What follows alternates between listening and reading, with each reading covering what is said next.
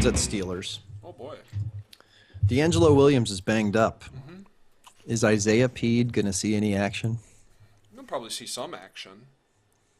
Or Jordan Todman. They say right here, Jordan Todman took first-team running back reps for the Steelers on Wednesday. But they expect D'Angelo to come to practice today. We can see really quick if he shows up on the reader here. We'll have some nice dead air. Surprisingly, both Peed and Todman are 4,700 on FanDuel, so you're still not getting much of a bargain for the risk you're taking. No. So I think Todman, they're both 3,000 in DraftKings. for me, it's Williams or nobody. I have Williams in a lineup, but I would be very quick to replace him. And you can replace him with probably somebody really good at his price. He's 65 on DraftKings.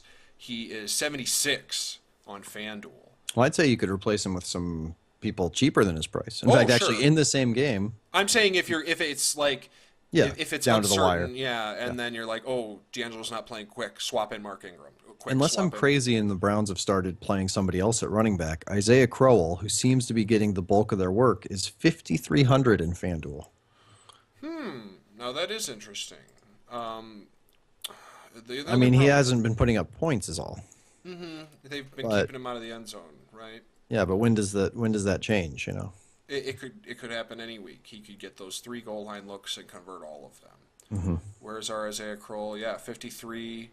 He's 10 carries last week, 10 the week before, 8, 11, 13, 12. So Just that double-digit carries.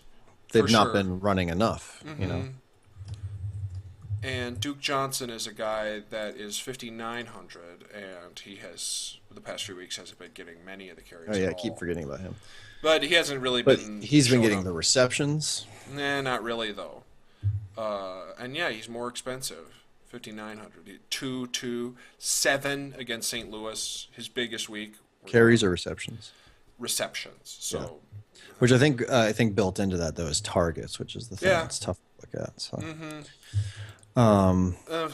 So for the Browns, my play on the Browns would be Gary Barnidge, who we have talked about before.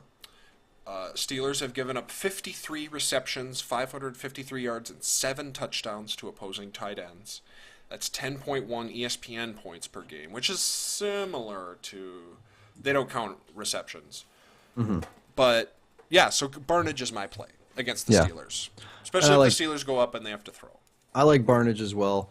We're looking at Landry Jones starting for the Steelers.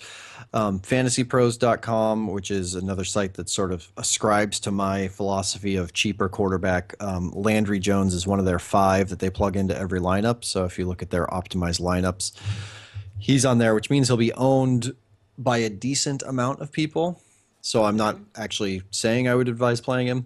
That said, I feel like right before Ben came back, Landry Jones sort of discovered Martavis Bryant in those last 2 games that he had, and so I like Martavis Bryant this week.